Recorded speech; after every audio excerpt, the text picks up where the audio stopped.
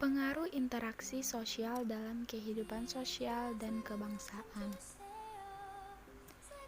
Video pembelajaran ini disusun oleh kelompok 8 untuk memenuhi tugas mata kuliah pengembangan materi IPS oleh Ibu dosen pengampu Dra. Hafnita Sari Dewi Lubis. Baiklah, jadi pembahasan yang pertama yaitu mengenai mobilitas sosial. Sebenarnya apa sih mobilitas sosial itu? Nah, jadi kata mobilitas itu berasal dari bahasa Latin, mobilis yang berarti mudah dipindahkan atau banyak gerak. Oleh karena itu, menurut Harten dan Han, mobilitas sosial adalah suatu alat atau tindakan berpindah dari satu kelas sosial ke kelas sosial lainnya yang dapat dialami oleh beberapa individu atau keseluruhan anggota kelompok. Bentuk-bentuk mobilitas sosial. Jadi, bentuk mobilitas sosial itu ada 5. Yang pertama ada mobilitas horizontal, yang kedua ada mobilitas vertikal, yang ketiga ada mobilitas intragenerasi, dan yang keempat ada mobilitas antar generasi, dan yang terakhir itu ada mobilitas geografis. Pembahasan selanjutnya yaitu mengenai saluran mobilitas sosial. Nah, jadi teman-teman, di sini saluran mobilitas sosial itu ada 6. Yang pertama ada angkatan bersenjata, kemudian ada lembaga keagamaan, kemudian disusul oleh ada lembaga pendidikan, kemudian ada organisasi politik, ekonomi dan keahlian, kemudian ada perkawinan, dan yang terakhir itu ada organisasi olahraga.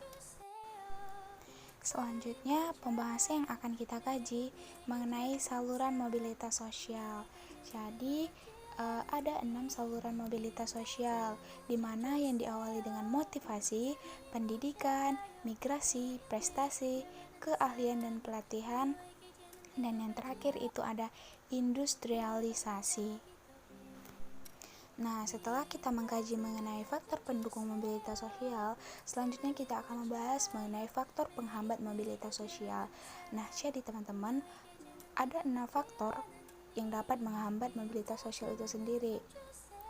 Di mana yang pertama itu dikarenakan adanya perbedaan kepentingan, kemudian ada perbedaan jenis kelamin atau gender, yang ketiga itu ada diskriminasi kelas, yang keempat ada perbedaan ras dan agama, kemudian yang kelima ada kemiskinan, dan yang terakhir dikarenakan adanya pengaruh sosial yang kuat. Oke, baiklah, selanjutnya kita akan memasuki topik mengenai pluralitas masyarakat Indonesia. Sebenarnya apa sih pluralitas itu? Nah, jadi di sini pluralitas memiliki suatu artian bahwa pluralitas adalah sesuatu yang berkaitan dengan toleransi keanekaragaman yang meliputi ada peradaban, agama, pikiran, perbedaan agama, serta adanya perbedaan budaya di Indonesia.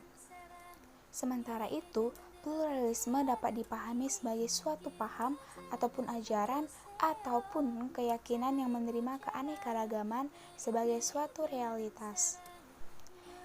Selanjutnya kita akan memasuki materi terakhir kita, yaitu mengenai konflik dan integrasi sosial. Nah, apa itu konflik? Mungkin teman-teman sekalian sudah tidak asing lagi mendengar kata konflik. Karena di sini konflik memiliki artian bahwa suatu proses sosial antara dua orang atau lebih yang berusaha menyingkirkan pihak lain dengan jalan menghancurkan atau membuatnya tidak berdaya.